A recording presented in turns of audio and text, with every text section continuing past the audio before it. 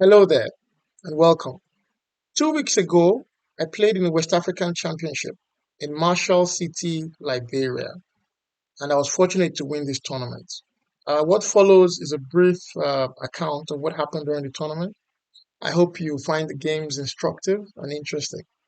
So, I had this position in the first round against Michael Strovsky, a candidate master. Um, I was glad that I was able to find the move Rook because this position is basically equal, right? And round one, I was trying to win, of course. And the reason why Rook FD1 is such a good move here is because if you go ahead and you just capture on C4 like this, now opponent plays E5. And the main strategic problem that the opponent had was this bishop on C8, which was struggling to come into the game. But now after E5, followed by E takes D4, he's going to play knight F6 and develop the bishop, and he would have solved all his problems. So by finding Rook FD1, I made life a bit difficult because if you go ahead and play E5 now, right, I can just captures, um, and then at the end of the variation, there's Rook D8, and I'm not sure Black is enjoying this. So for that reason, my opponent could not play e5, and that was sufficient, to make the difference. Again, I found this nice prophylactic move, Queen a4, trying to prevent Bishop b7. My opponent didn't understand why Queen a4 was such a good move, and he played Bishop b7 anyway. But then comes pawn to b4 exclam. And now, it's getting difficult. If you play Rook c8, I can just take on c5. I'm planning to take on c5, followed by Queen a3. It's become difficult. And all right, from here onwards, it was just a question of technique, as they say. Okay, moving to game two. Here I was playing Joel from Liberia. This was an interesting game. It was a London system. I played one of my favorite systems against the London. All right, nothing too fancy.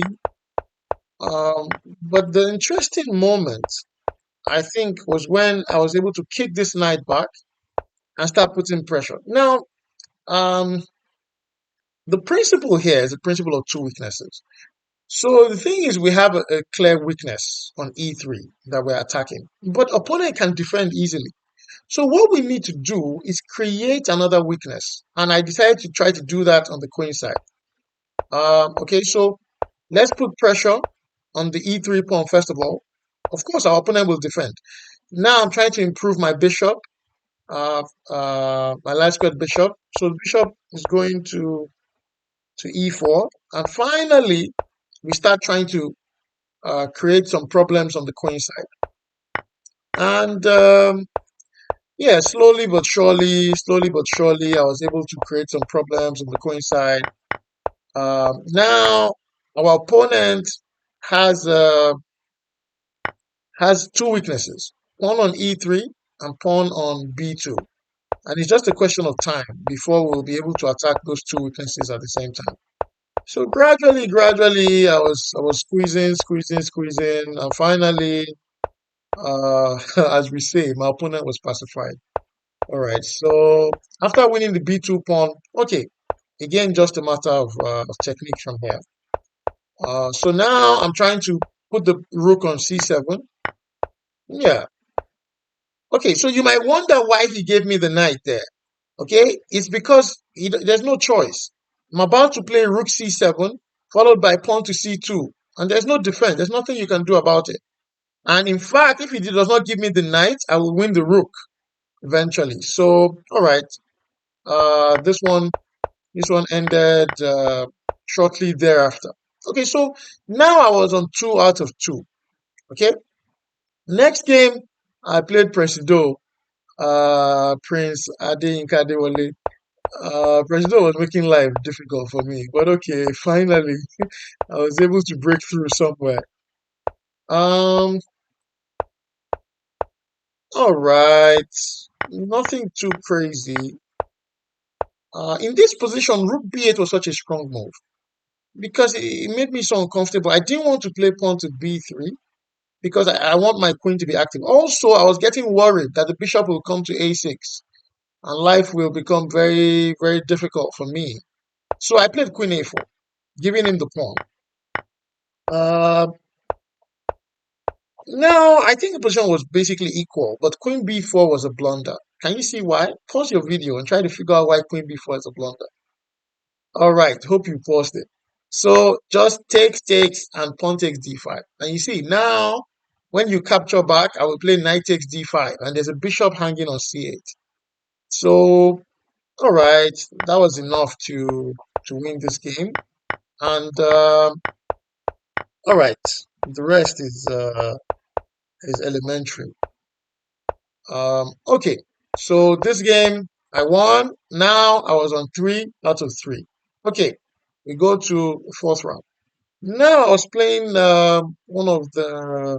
I mean, he's no longer upcoming. He's one of the top 10 players in the country now. So he's one of the strong players coming up, Callistos. Um, but I think he didn't play this game as well as he could have. I was black. We got some kind of symmetrical English, but then he started doing some funny things like this knight b5 and queen a4, looks suspicious to me. I don't understand what he was doing. Maybe he was planning to play bishop takes f6 here, but after bishop takes f6, I can take on b5. So now he realized that, and basically black just has a lot of space. Black just has a lot of space. Of course, I took all the space I could get. Um, Now, already I think black is better again.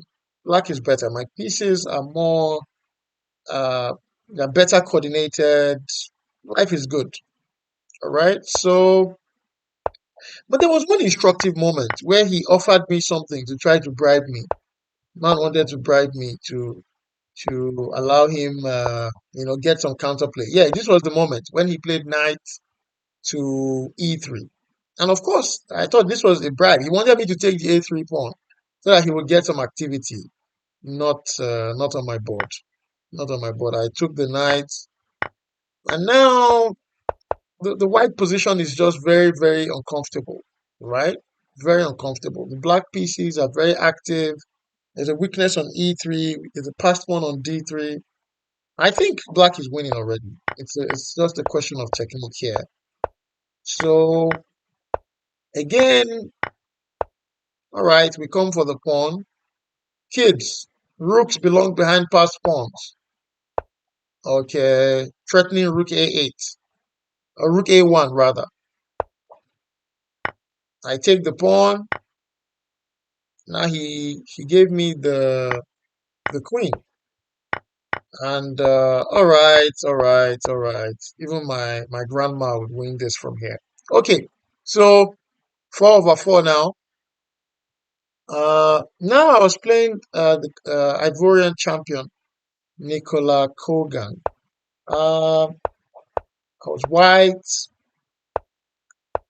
Opponent played some kind of symmetrical English position. A6. Yeah, I think A6 is a positional mistake because after C5, there's some kind of bind. You can't play B6 easily, and neither can you play D6 easily. Kogan thought for a while here and found a very strong move, knight G4, and I was not able to find the punishment. I played E3 in the game, but maybe I should have played knight B3 or knight F3. Something like that might have been stronger to try to keep my bind. But he was able to solve his problems. The only thing is that it took him a lot of time. And so when the critical moments came later on in the game, he was low on time and he couldn't really, think very well to solve the problems. So I think black is fine here, but I just continue to, ask some little questions. Um, yeah, I think it was fine until he made this unfortunate move, King F8. King F8, really unfortunate because now Bishop D4, very strong, very strong. Because you see, my threat is to play bishop takes f6. But after bishop takes f6, your rook on d7 will be hanging. And if you take on d1, I will play bishop takes g7 check. So there's a problem. And so he played this, but now, I continue tickling him. Continue tickling him. Now we create an outside passed pawn. And of course, at every opportunity I get, I keep pushing the pawn. Keep pushing the pawn. Just be pushing. Just continue pushing that pawn. Just push. Push.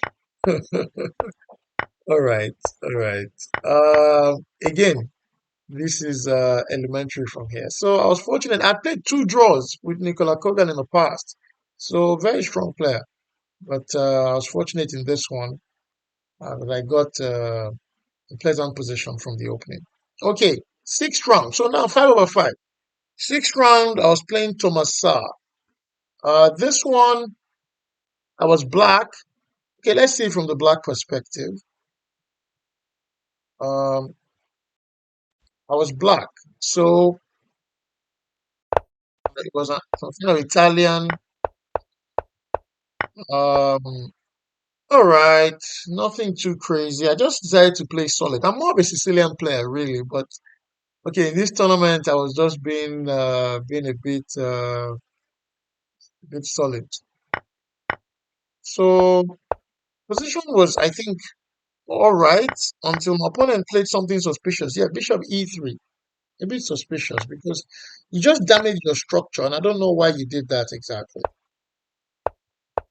So now I was just trying to be active, just trying to be active. I thought my position was good, but it wasn't yet clear how I would crash through. So just some patience, some patience. All right. Now this ending, I thought was very pleasant for me, but I was surprised to see the computer say that it's still about equal. I thought when I was playing the position that black is already much better. But it turns out, but of course, computer was finding some insane ideas.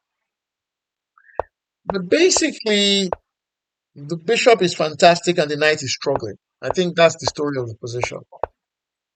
All right. And c4, exclam. The b pawn is going to win the game. Remember what I told you before. Rooks belong behind passed pawns. Don't forget, oh. Don't forget. All right. So now, rook c1. Okay, we're just going to queen the pawn. We're just going to queen the pawn. So after this game, I was on 6 out of 6. It was a 9-round tournament, so I just needed not to lose any more games. I drew a couple, won the last round, and that's how I became West African champion. Uh, I went a bit fast, but I hope you were able to follow some of the games. And I'll see you on the next one. Don't forget to like the video and subscribe to the channel if you haven't already. Cheers. Bye.